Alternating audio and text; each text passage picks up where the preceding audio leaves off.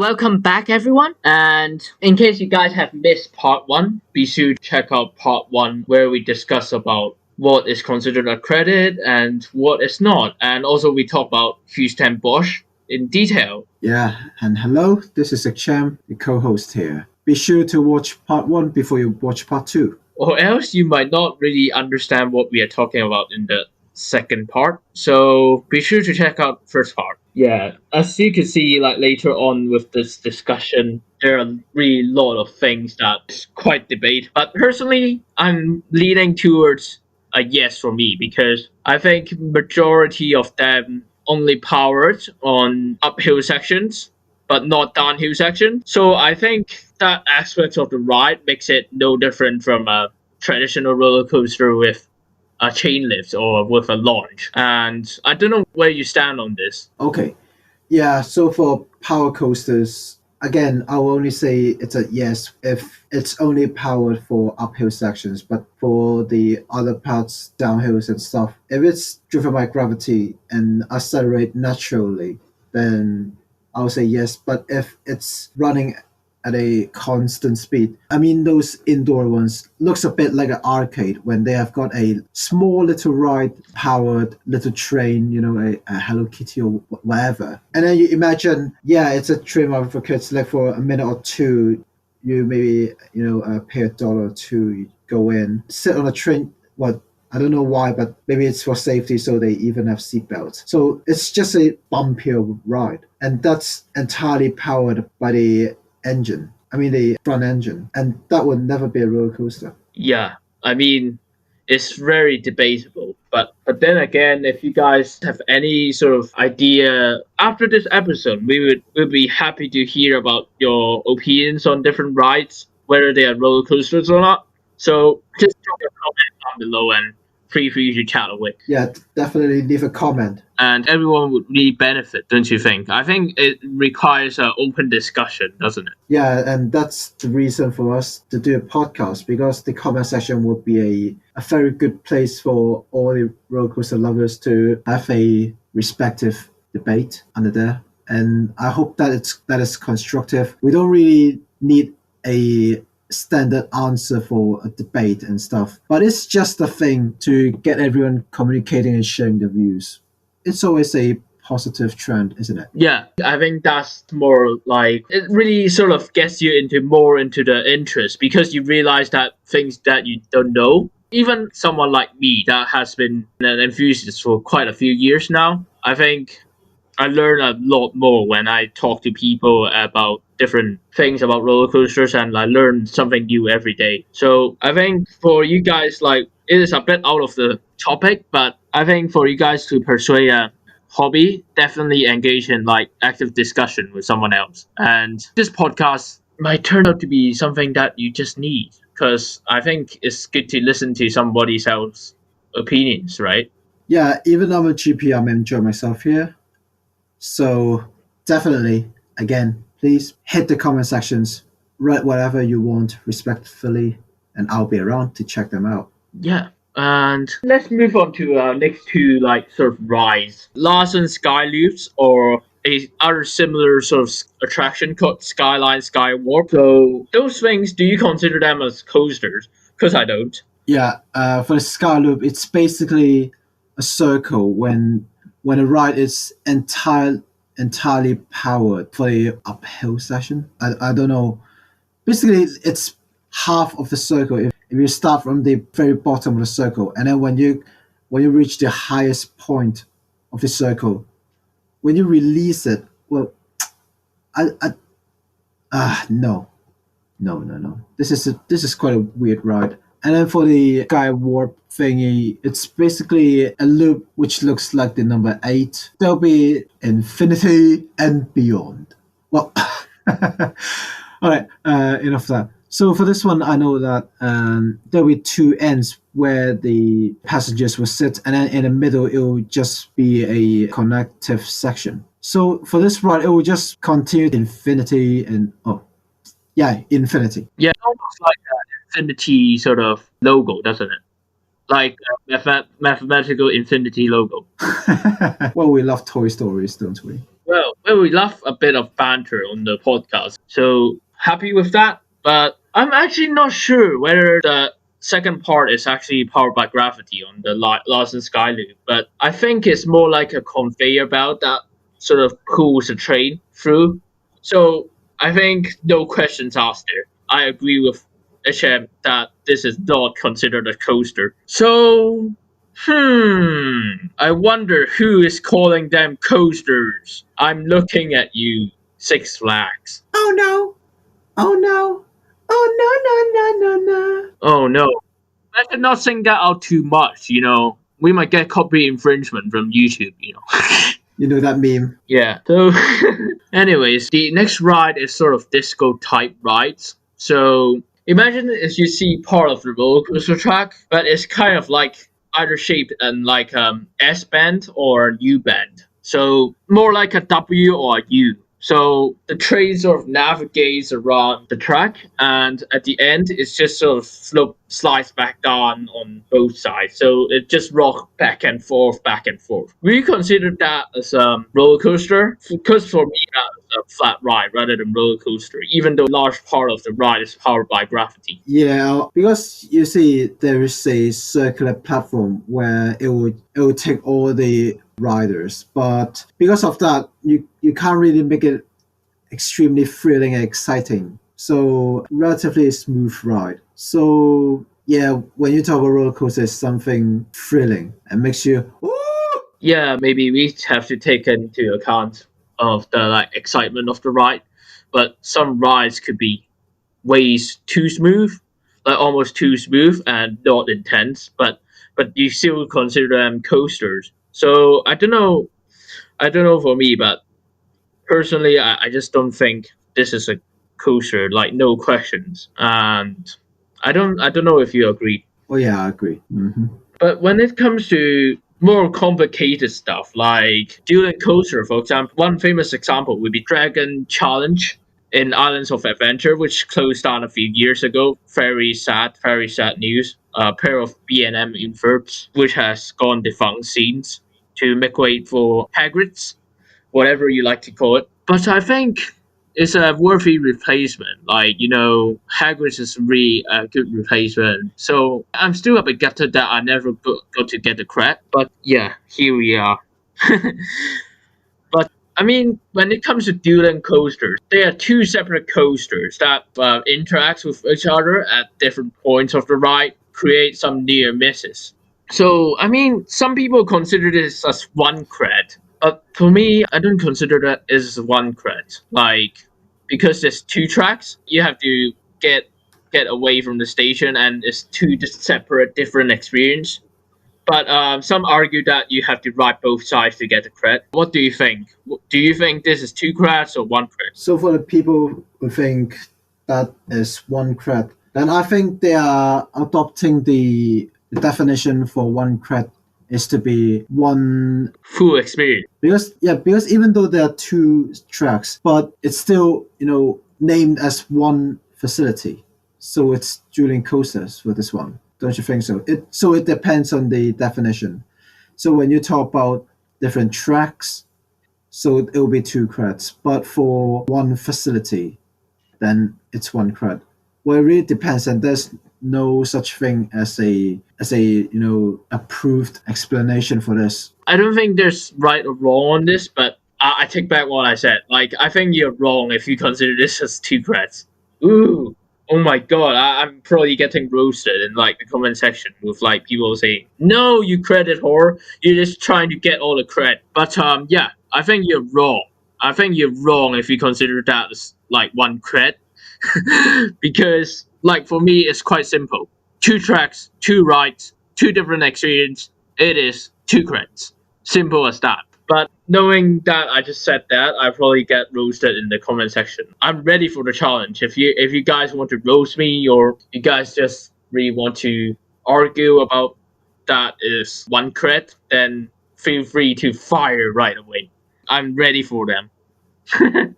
But on the other extreme, there's Mobius Loop Coaster. It is basically the same concept as a dueling coaster, right? As in, it has two sides. But the difference is actually it passes through the station twice for a train to complete a whole circuit. So sometimes when you think about like boarding in roller coasters, that you often just leave in the same station, right? But in this case, sometimes there's left to right on a Mobius loop coaster. So sometimes for you to complete a whole circuit or a complete ride experience or Mobius loop coaster, then once you board the ride on, say, if the left you board on the left side, and by the time you end the ride, you will be on the right side, and you leave the ride to get back onto the right side to complete the whole course. But it's still one track that is connecting the whole coaster itself. So for me personally, I think you might have to say that this is clearly a scenario where you could only consider this as one credit. Do you agree with me, or do you not agree with me? Let me share what I think. So for this one, it's basically two parallel tracks to run through the whole facility. I'm not sure how it develops later on, but if both coasters are side by side throughout the whole journey, then I'll count it as one, to be honest, because the difference when you're in the inner corner or the outer corner, and it will just flip around when you go from left to right. And I think the experience is generally the same, although you can argue with, oh, the view on the left hand side is better than right hand side. All right, okay. But when you say that the two tracks are actually linked together because there'll be an intersection, I think I can almost imagine that. And then you can only ride one side of the track once, and you need to get off and get on again for the other side. Yeah. So, this is a difficult one, but I would say one credit. Yeah, definitely agree with you there. I think you're a good student. Not like some roller coaster enthusiasts just desperately trying to get the credit count up, just trying to get as much credits as they can. So they consider this as 2 credits. But in reality, I don't think those people are right that consider them as like 2. You consider them, you assume that both sides have the same layout. But what if they don't have the same layout, but they just intersect in like some sections? 2, because you get the different experience. Phew. So you would say that the different experience makes 2 rides for you? Well, yeah, even if they're linked, I don't know if I can compare this with a railway system, but if you think about it, basically, let's say if you're taking a train from, let's say, Paris to Moscow, for example, the Trans-European Railway, actually, except those isolated railways, basically many railways can be linked together, no matter how they cross the borders and stuff. So do you still call it one railway or separate railways if all the tracks are connected? Well, I guess in this case, you could argue that those railways lines are not the same railway lines. Like, they are different sections because they split up into different parts. Good point, actually. Yeah, there we go. Different sections. One linked track, 2 sections, 2 credits, 2 rides, 2 experiences. Good point, but I just don't know. Because personally, like, I think you have a point, but at the same time, I'm more leaning towards that it's still one track, so I still consider this as 1 credit. All right. But hey, like, that's why discussion is here, and that's why this podcast is what it is. So, Yeah. but I think we could agree on many sort of different parts constitute as a credit and what does not. For example, I think the following is really clear cut. So, have you ever wondered when you go to like a mountain resort or a ski resort during summer, what can you do? But sometimes there are attractions called Alpine Coaster or Alpine Slides, which like Alpine Coasters, they work in the same other way. But Alpine Coaster is basically you board single gondola and you kind of ascend a lift hill, and then it just follows a tubular sort of normal roller coaster track, and it usually features some helices and things like that, and you could control your own speed, and so they are quite fun rides. But Alpine slides are more like bobsleighs, while some Alpine slides do have a lift hill, like they just run off troughs. So I think we could agree on that Alpine coaster should be considered as a credit, but I don't think that Alpine slide should be considered as a credit. Well, for Alpine Coaster, because they run on the same, I guess, the same type of track, a proper roller coaster. So, and well, another point here, it's fully driven by gravity. Same track, gravity, living human on the coaster. But for the slide, for that one, because for your coaster thingy, it's not really attached to the slide. There's no track. Although I know it's driven by gravity, but I don't really think that's really a coaster. Or it's the same thing. If you think about, let's say, if you have a bike, yeah, Right. and then when you have a bike, you just ride on it. You didn't really pedal, and you just slide down a hill.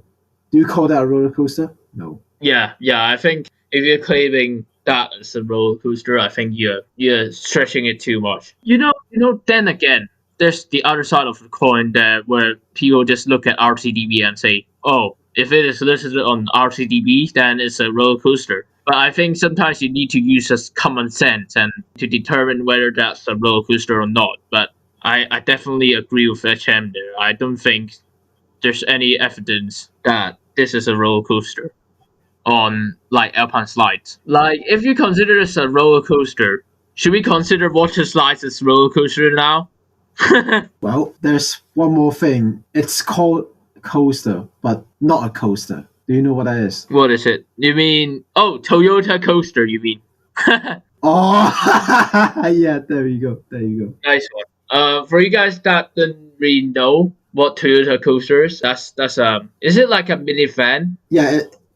No, not a van. It's a minibus. It carries between 60 and 24 passengers. So basically, a small version of a bus. They are like minibuses that drive around like Hong Kong. Like many Hong Kong minibuses use them. So next time if you visit Hong Kong, definitely check them out. It's very unique view as part of their transport vehicle. So check that out. Yeah, and then just in addition, for this model, it's usually sold around Asia and Middle East, not quite in the US or Europe or well, maybe a few in Australia and New Zealand, but don't really see them around. But you see the enormous Toyota badge, front and back, and for some of them you'll see a coaster. Yeah, literally written coaster at the back, so you know, okay, that's a coaster. Well, although that's not a coaster. That is a coaster, not a coaster. Okay, let's ask the company that make the Skywarp model to make a new coaster type.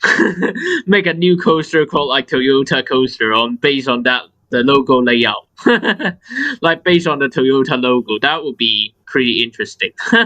Wow, the G-force may be too high. Well, it's not really possible. Maybe we don't know. But then again, we are only like making fun and it probably won't happen. But as like any other industry, the industry is innovating to try to make things that seems impossible possible.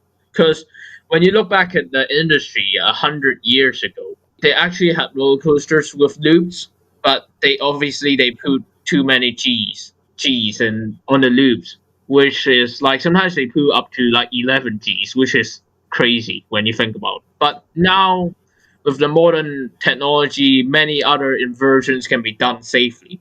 Don't you think technology is such a good thing? I would say it can be a good thing while it can be a bad thing. Technology really helps us with, especially nowadays, connecting people around the world. We can, instead of only writing letters and wait for a few months for the letter to be delivered with boat across the ocean and then it will be sent to the person you write to. Now we can just tap on our smartphone. For Apple users, FaceTime, or for the others, maybe a WhatsApp call, a Signal call. You see that. You see who you want. But technology also kicks you back in terms of failure and stuff. It's just like, for university systems where they store the learning resources and stuff. Sometimes they'll crash and you can't really access them. So some people will say, why don't you print?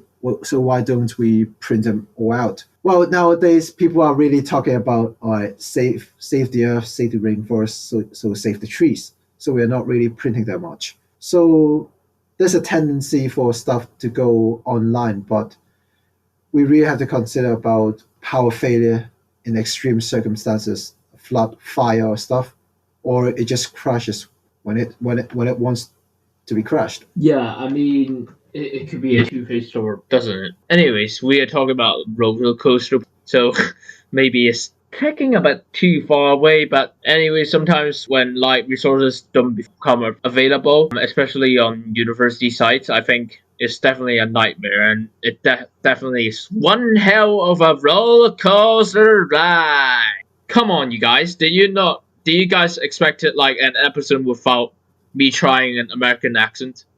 Oh yeah, get a burger, get fries and soda, unlimited for only $9.99.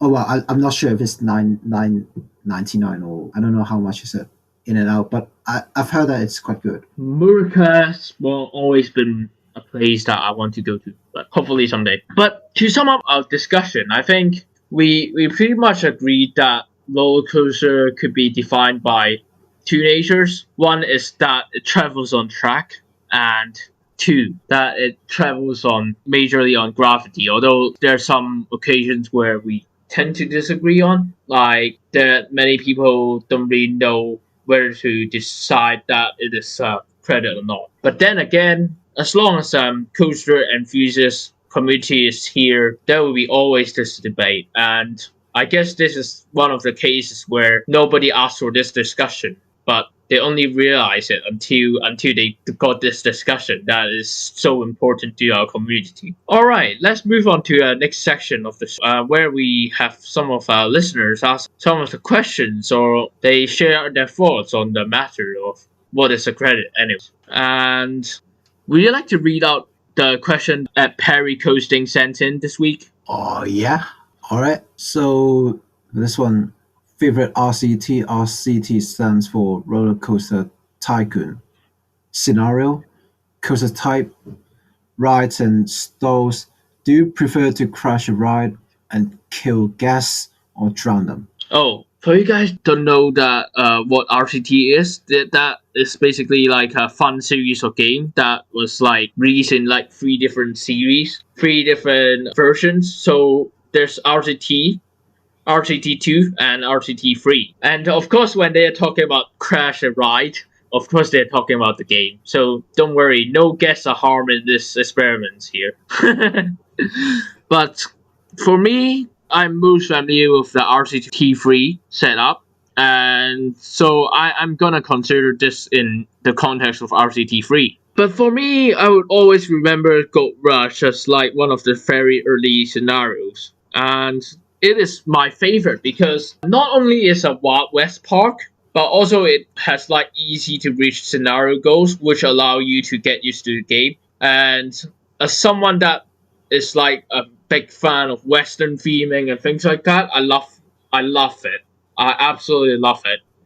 And also because there's a big slope in the park, I think it's really fun that you could just like build some of the rides over the terrain and make it a terrain coaster based on it.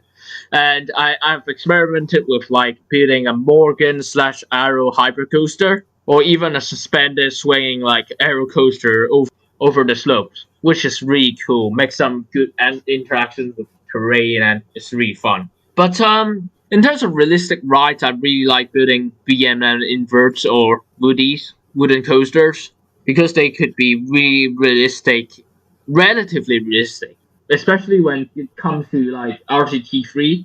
The smoothing too are not as good as some other games, such as like maybe Planet Coaster or more professionally No Limits. They could be built to tolerable Gs when I'm designing a layout, and it's easy to control different ratings, right? So as a realism guy here, I really enjoy doing stuff like that. But when it comes to rides or stalls, I really enjoy building go-kart rides because they're so customable and flexible.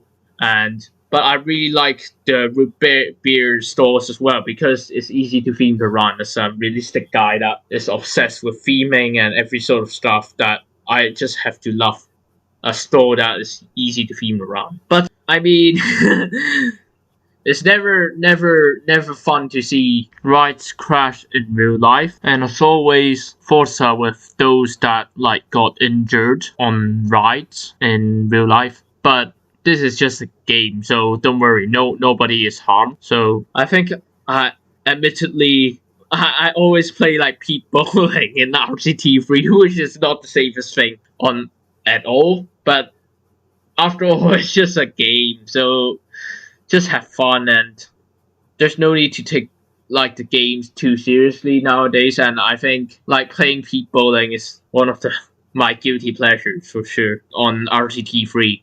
Rather than pissed off by the guests, I'm actually usually more pissed off by the part inspector. I'm often not annoyed by the guests, but annoyed by the part inspector itself, because he always, just like your old granny, always just like complain about food prices, and always complain about, oh, your rides are done. And then I was like, God damn it! I know my rides are done. Like, you don't have to tell me that. Like, I have eyes, mate. So I'm always trying to like I always get pissed off and always try to kill him, but in the game, but it never succeeds. So I call him the immortal part inspector. But good old days, eh? RCT3 is like one of the funniest like nostalgia game, and I always enjoyed watching like death part videos. And if you guys don't know what that is, don't know too much, kids. You will regret it.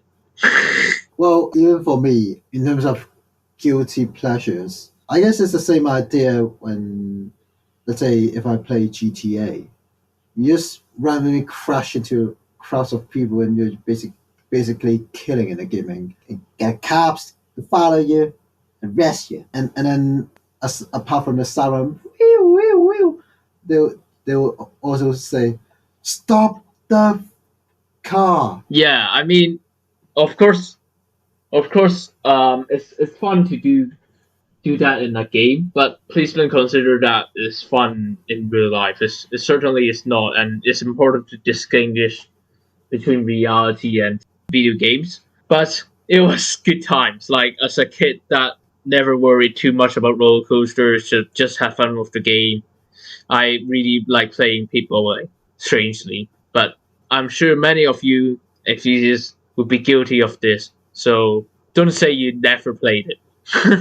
But I just don't think the new games, like new successor games like Planet Coaster, gives off that vibe that the old game used to. So I think it's same with a lot of games, isn't it? Like, the old games are usually better than the new games. A lot of the stuff in the past are like a lot of the time better than the current one. It's the same idea as cars. Like, I really like the Japanese cars in the 90s, but now, nah. Sad times. But I think we should wrap up the episode, because this has been quite a long one. But I hope you guys have enjoyed, and for you, those of you that have just really started to get into the whole roller coaster or theme park things, I hope you guys enjoyed. But for next week, I'm not really sure what we will be talking about yet, and I'm not sure about what topic we will be. But I could tell you guys that there might be a surprise coming sometime. So keep an eye out for that. But that's pretty much all from me. And if you want to message me, feel free to contact me, DM me on Instagram at HK_RC where I do most of my content about memes on theme parks, off-ride pictures from theme parks and roller coasters, and also reviews. But if you want to see more about like my personal life, then you could follow at HK_RC2, and I will be doing more personal updates there. HM, do you want to plug in your socials? Yeah, for me, search me up on Instagram at Hoshi, HOSHI _ Makoto, MAKOTO _ HKUK. For that, I usually do my usual posts about my UK life and stuff. I do, just personal updates, usually on story, not really in terms of a post. But yeah, any questions, want to chit chat or whatever, yeah, just hit me up in the DM. I'm always happy to reply you back. Yeah, I mean, check him out.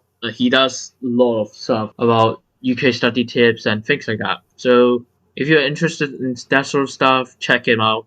Don't I sound a bit like, I don't know, a narrator or something?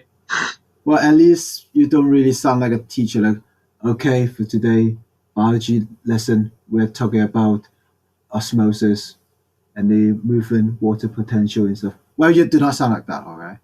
It's not that boring. Thanks, mate. I mean, at least we're not talking about mitochondria as the powerhouse of the cell anymore on this show. Wow. Enough of that. Yeah, enough of that. And for you guys out there, you can find our socials all on the bottom. And that's all from me this week. Do you have anything to add, HM, before we end the episode? Well, again and again and again, third time already, stay safe under COVID-19. Keep up with your hygiene standards and stuff. Protect yourself, protect the others.